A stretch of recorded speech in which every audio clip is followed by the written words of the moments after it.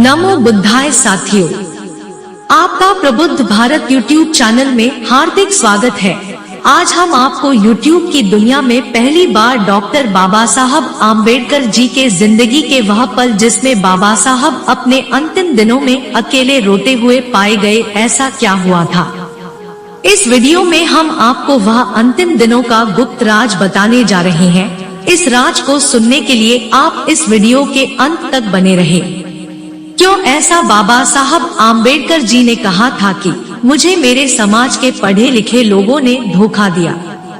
आइए हम इस सच्चाई को जानते हैं।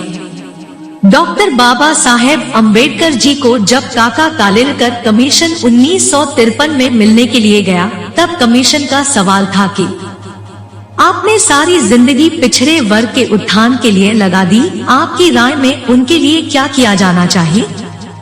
उस पर डॉक्टर बाबा साहब आम्बेडकर जी ने जवाब दिया कि अगर पिछड़े वर्ग का उत्थान करना है तो इनके अंदर बड़े लोग पैदा करो। काका कालेलकर यह बात समझ नहीं पाए। उन्होंने फिर सवाल किया, बड़े लोगों से आपका क्या तात्पर्य है। तब डॉक्टर बाबा साहब अम्बेडकर जी ने उस काका कालेलकर कमीशन को जवाब दिया कि अगर किसी समाज में 10 डॉक्टर, 20 वकील और 30 इंजीनियर पैदा हो जाए तो उस समाज की तरफ कोई आंख उठाकर भी देख नहीं सकता। इस वाक्य के ठीक 3 वर्ष बाद 18 मार्च 1956 में आगरा के रामलीला मैदान में बोलते हुए डॉक्टर बाबा साहेब ने कहा, मुझे पढ़े लिखे लोगों ने धोखा दिया। ऐसा क्यों कहा होगा, तो आइए जानते हैं। बाबा साहब डॉक्टर अम्बेडकर जी ने आगरा में अपने ऐतिहासिक भाषण 18 मार्च 1956 को जनसमूह को संबोधित करते हुए कहा कि पिछले 30 वर्षों से आप लोगों के राजनीतिक अधिकार के लिए मैं संघर्ष कर रहा हूँ। मैंने तुम्हें संसद और राज्यों की विधान सभाओं में सीटों का आरक्षण दिलवाया। मैंने तुम्हारे बच्चों की शिक्षा के लिए उचित प्रावधान करवाए। आज हम प्रगति कर सकते हैं। अब यह तुम्हारा कर्तव्य है कि शैक्षणिक, आर्थिक और सामाजिक गैर बराबरी को दूर करने हेतु एकजुट होकर इस संघर्ष को जारी रखें। इस उद्देश्य हेतु तुम्हें हर प्रकार की कुर्बानियों के लिए तैयार रहना होगा, यहाँ तक कि खून बहाने के लिए भी। आगे नेताओं से लिए संबोधित करते हुए बाबा साहब डॉक्टर अम्बेडकर जी कहते हैं, यदि कोई तुम्हें अपने महल में बुलाता है तो स्वेच्छा से जाओ, लेकिन अपनी झोपड़ी में आग लगाकर नहीं। यदि वह राजा किसी दिन आपसे झगड़ता है और आपको अपने महल से बाहर धकेल देता है, उस समय तुम कहाँ जाओगे। यदि तुम अपने आप को बेचना चाहते हो तो बेचो, लेकिन किसी भी तरह अपने संगठन को बर्बाद करने की कीमत पर नहीं। मुझे दूसरों से कोई खतरा नहीं है, लेकिन मैं अपने लोगों से ही खतरा महसूस कर रहा हूँ। आगे भूमिहीन मजदूरों के हक के लिए बाबा साहब कहते हैं, मैं गांव में रहने वाले भूमिहीन मजदूरों के लिए काफी चिंतित हूँ। मैं उनके लिए ज्यादा कुछ नहीं कर पाया हूँ। मैं उनकी दुख तकलीफों को सहन नहीं कर पा रहा हूँ। उनकी तबाहियों का मुख्य कारण यह है कि उनके पास जमीन नहीं है, इसलिए वे अत्याचार और अपमान के शिकार होते हैं। वे अपना उत्थान नहीं कर पाएंगे। मैं इसके लिए संघर्ष करूंगा। यदि सरकार इस कार्य में कोई बाधा उत्पन्न करती है तो मैं इन लोगों का नेतृत्व करूंगा और इनकी वैधानिक लड़ाई लड़ूंगा, लेकिन किसी भी हालात में भूमिहीन लोगों को जमीन दिलवाने का प्रयास करूंगा। इसी प्रकार अपने भाषण को आगे बढ़ाते हुए अपने समर्थकों को और अनुयायियों को संबोधित करते हुए कहते हैं, बहुत जल्दी ही मैं तथागत बुद्ध के धर्म को अंगीकार कर लूंगा। यह प्रगतिवादी धर्म है। यह समानता, स्वतंत्रता एवं बंधुत्व पर आधारित है। मैं इस धर्म को बहुत सालों के प्रयासों के बाद खोज पाया हूँ। अब मैं जल्दी ही बुद्धिस्ट बन जाऊंगा। तब एक अछूत के रूप में मैं आपके बीच नहीं रह पाऊंगा, लेकिन एक सच्चे बुद्धिस्ट के रूप में तुम लोगों के कल्याण के लिए संघर्ष जारी रखूंगा। मैं तुम्हें अपने साथ बुद्धिस्ट बनने के लिए नहीं कहूँगा, क्योंकि मैं अंधभक्त नहीं चाहता। केवल वे लोग ही जिन्हें इस महान धर्म की शरण में आने की तमन्ना है, बौद्ध धर्म अंगीकार कर सकते हैं, जिससे वे इस धर्म में दृढ़ विश्वास साथ रहे और इसके आचरण का अनुसरण करें। आगे बौद्ध भिक्षुओं से इसी ऐतिहासिक भाषण में डॉक्टर बाबा साहब अम्बेडकर जी कहते हैं कि बौद्ध धर्म महान धर्म है। इस धर्म संस्थापक तथागत बुद्ध ने इस धर्म का प्रसार किया और अपनी अच्छाइयों के कारण यह धर्म भारत के दूर दूर एक एवं गली कूचों तक पहुंच सका। लेकिन महान उत्कर्ष के बाद यह धर्म 1213 ईस्वी सन में विलुप्त हो गया। इसके कई कारण हैं। एक कारण यह भी है कि बौद्ध भिक्षु विलासतापूर्ण एवं आरामतलब जिंदगी जीने के आदी हो गए। धर्म प्रचार हेतु स्थान स्थान पर जाने की बजाय उन्होंने विहारों में आराम करना शुरू कर दिया तथा रजवाड़ों की प्रशंसा में पुस्तकें लिखना शुरू कर दिया। अब इस धर्म पुनर्स्थापना हेतु उन्हें कड़ी मेहनत करनी पड़ेगी। उन्हें दरवाजे दरवाजे जाना पड़ेगा। मुझे समाज में बहुत कम भिक्षु दिखाई देते हैं, इसलिए जन साधारण में से अच्छे लोगों को भी इस धर्म प्रसार हेतु आगे आना चाहिए और इनके संस्कारों को ग्रहण करना चाहिए। डॉक्टर बाबा साहब आम्बेडकर जी अपने आगरा के इस ऐतिहासिक भाषण में शासकीय कर्मचारियों को उद्देशित कहते हैं, हमारे समाज में शिक्षा में कुछ प्रगति हुई है। शिक्षा प्राप्त करके कुछ लोग उच्च पदों पर पहुंच गए हैं, परंतु इन पढ़े लिखे लोगों ने मुझे धोखा दिया है। मैं आशा कर रहा था कि उच्च शिक्षा प्राप्त करने के बाद वे समाज की सेवा करेंगे, किंतु मैं क्या देख रहा हूँ कि छोटे और बड़े क्लर्कों की एक भीड़ एकत्रित हो गई है, जो अपनी तौदे पेट भरने में व्यस्त है। वे जो शासकीय सेवाओं में नियोजित है, उनका कर्तव्य है कि उन्हें अपने वेतन का 20वां भाग 5% स्वेच्छा से समाज सेवा के कार्य हेतु देना चाहिए, तभी समाज प्रगति करेगा, अन्यथा केवल एक ही परिवार का सुधार होगा। एक वह बालक जो गांव में शिक्षा प्राप्त करने जाता है, संपूर्ण समाज की आशाएं उस पर टिक जाती है। एक शिक्षित सामाजिक कार्यकर्ता उनके लिए वरदान साबित हो सकता है। अंत में बाबा साहब आम्बेडकर जी अपने समाज के छात्र एवं युवाओं को अपने भाषण में कहते हैं, मेरी छात्रों से अपील है कि शिक्षा प्राप्त करने के बाद किसी प्रकार की क्लर्की करने के बजाय उसे अपने गांव की अथवा आसपास के लोगों की सेवा करना चाहिए, जिससे अज्ञानता से उत्पन्न शोषण एवं अन्याय को रोका जा सके। आपका उत्थान समाज के उत्थान में ही निहित है। आज मेरी स्थिति एक बड़े खंभे की तरह है जो विशाल टेंटों को संभाल रही है। मैं उस समय के लिए चिंतित हूँ कि जब यह खंभा अपनी जगह पर नहीं रहेगा। मेरा स्वास्थ्य ठीक नहीं रहता है। मैं नहीं जानता कि मैं कब आप लोगों के बीच से चला जाऊं। मैं किसी एक ऐसे नवयुवक को नहीं ढूंढ पा रहा हूँ जो इन करोड़ों असहाय और निराश लोगों के हितों की रक्षा करे।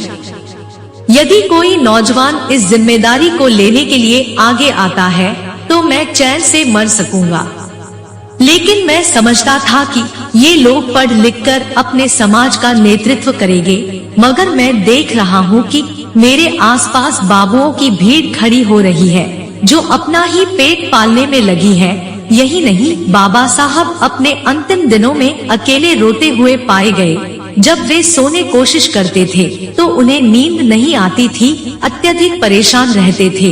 परेशान होकर उनके स्टेनो नानक चंद रतु ने बाबा साहब से सवाल पूछा कि आप इतना परेशान क्यों रहते हैं?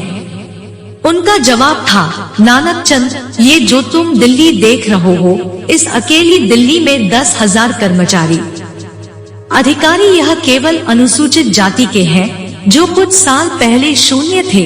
मैंने अपनी जिंदगी का सब कुछ दांव पर लगा दिया अपने लोगों में पढ़े लिखे लोग पैदा करने के लिए, क्योंकि मैं समझता था कि मैं अकेला पढ़कर इतना काम कर सकता हूँ। अगर हमारे हजारों लोग पढ़ लिख जाएंगे तो इस समाज में बड़ा परिवर्तन आएगा।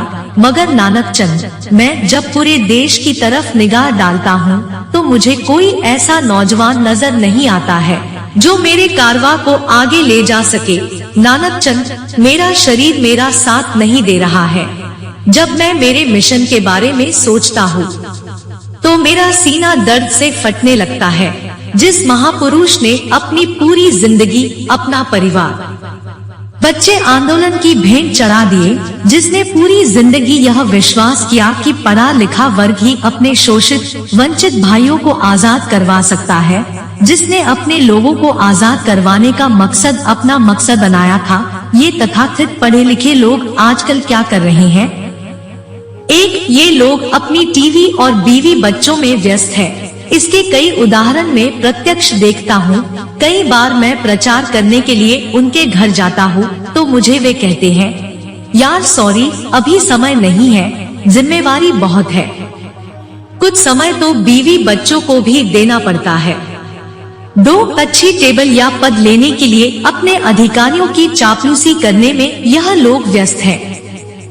3, ट्रांसफर के डर से किसी राजनीतिक या सामाजिक आंदोलन में सहयोग के नाम से इनको डर लगने लगता है। 4, कुछ जिनको राजनीतिक खुजली होती है, वे अपनी जाति का संगठन बनाकर उन पर रौब झाड़ने व संगठन के मालिक बने रहने में व्यस्त है। 5, कुछ लोग अति आत्म केंद्रित है, जिनका स्पष्ट मत है कि उनके समाज का कुछ नहीं हो सकता। 6, कुछ लोग शोषण के इतने आदी हो गए हैं कि 3 बंदरों की तरह आंख, कान और जुबान बंद कर गुलामी को ज्यादा पसंद करते हैं। अधिकतर लोग सामाजिक ईमानदार हैं, पर साहस और समझ के अभाव में परिवर्तन के आंदोलन से नहीं जुड़ पाते हैं और दूसरे सापनाथ नागनाथ लोगों के संगठनों या मनुवादी बाबा लोगों के चक्रों में पड़ जाते हैं व समाज को भी गुमराह करने लग जाते हैं। 7, कुछ लोग अपनी पोस्ट के गुरूर में चूर है। उनको लगता है कि उनकी दुनिया वहीं शुरू वहीं खत्म है। जब उनका शोषण होता है तब उनको समाज की याद आती है, तभी वह समाज में आते हैं और अपने न्याय के लिए समाज की जरूरत पड़ती है। 8, और कुछ लोग जो सवर्ण जाति के लोगों से ज्यादा संपर्क में हैं। वे खुद बाबा साहेब अम्बेडकर विरोधी है। वह खुद को सबसे समझदार समझते हैं। बाबा साहब के जाने के 67 साल बाद हजारों वकील, इंजीनियर, डॉक्टर, आईपीएस अधिकारी हमारे समाज में बने, फिर भी पढ़े लिखे वर्ग में सुधार होने की बजाय हालात और ज्यादा गंभीर हो गए हैं। इसलिए हमारे समाज का विकास होने के बजाय पतन हो रहा है। इसलिए मेरी सभी बाबा साहेब आम्बेडकर जी के विचारों को मानने वाले बहुजनों से विनती है कि समय रहते आज के हालात को देखते हुए समझ जाओ, वरना अपनी बारी का इंतजार करो। आज हमारे समाज में ऐसे व्यक्ति की आवश्यकता है जो समाज की तकदीर व तस्वीर दोनों ही बदल दे। आज संविधान निर्माता की याद रह कर आ रही है, जिन्होंने एससी, एसटी, ओबीसी समाज की तकदीर ही बदल दी, लेकिन हम उनकी कुर्बानियों को याद कर श्रद्धा के 2 फूल भी अर्पित नहीं कर रहे हैं। आखिर क्या कारण है? संविधान के अधीन हम आरक्षण का फायदा तो ले रहे हैं, लेकिन फायदा लेने के उपरांत जिनसे हमें रोशनी मिली उन्हीं को भुला दिया एवं उनके आदर्शों को ठुकरा दिया। आज हमें उनकी कुर्बानी की शहादत को जागृत करने की आवश्यकता है, जिसके माध्यम से समाज में विकास की लहर जरूर आएगी। आवश्यकता है हमें सिर्फ संघर्ष करने की, संगठित रहने की एवं शिक्षित बनने की। इसलिए प्रबुद्ध भारत यूट्यूब चैनल की पूरी टीम और आम्बेडकर वादी एकता मिशन की तरफ से कहना चाहती हूँ, कर सको तो अपनी बॉडी में वह असर पैदा करो, कर सको तो अपनी बॉडी में वह असर पैदा करो। जो हवाओं का रुख मोड़ दे वो हुनर पैदा करो। अगर इस देश में सम्मान से जीना है तो हर घर में एक अम्बेडकर पैदा करो। आगे अम्बेडकर वादी एकता मिशन के जाबाज संगठक भीम सैनिक और गुजरात प्रदेश के सुप्रसिद्ध कवि गायक श्री कृष्ण बी वानखड़े जी अपनी लेखनी से अम्बेडकरी समाज को एकता में जुड़ने के लिए लिखते हैं। जीना है तो शेर के जैसा जीना सीखो, जिना है तो शेर के जैसा जिना सीखो, मरना ही है तो भीमा कोरेगांव के 500 महान शूरयोद्धाओं के जैसा मरना सीखो। हाथों में एकता की मशाल लेकर लड़ना सीखो। आओ अब तो अम्बेडकरवादी एकता मिशन में बहुजनों को एक करना सीखो। इसी प्रकार अम्बेडकरी समाज की सामाजिक, सांस्कृतिक, शैक्षणिक, धार्मिक और राजकीय अखंड एकता हो। इस पवित्र उद्देश्य से आम्बेडकरवादी एकता मिशन के जाबाज निष्ठावंत सिपाही और कविगायक सुभाष पी झाड़े साहेब अपनी लेखनी से मराठी में लिखते हैं, अमानुषकीच्या शत्रु संगे लढाई आमची सुरू। अमानुषकीच्या शत्रु संगे लढाई आमची सुरू, तिलक लावला रक्ताचा जिंकू किंवा मरू, बाबासाहेब आंबेडकर जी आमचे गुरु। आम्ही अख्ख्या आंबेडकरी समाजाला एक करू। उम्मीद है आपको यह वीडियो पसंद आई होगी। आशा करते हैं आपको यह वीडियो अच्छी लगी तो इसी बात पर आप इस वीडियो को लाइक करना मत भूलिए और इस चैनल पर आप नए हैं तो हमारे चैनल प्रबुद्ध भारत यूट्यूब चैनल को कृपया सब्सक्राइब और अपने दोस्तों में शेयर जरूर करें, इससे हमें मोटिवेशन मिलेगा। सबका मंगल हो, सबका कल्याण हो, भवतु सब्बम मंगलम। आपका बहुमूल्य समय देने के लिए धन्यवाद। प्रेजेंटेशन बाय प्रबुद्ध Bharat YouTube channel. Thanks for watching.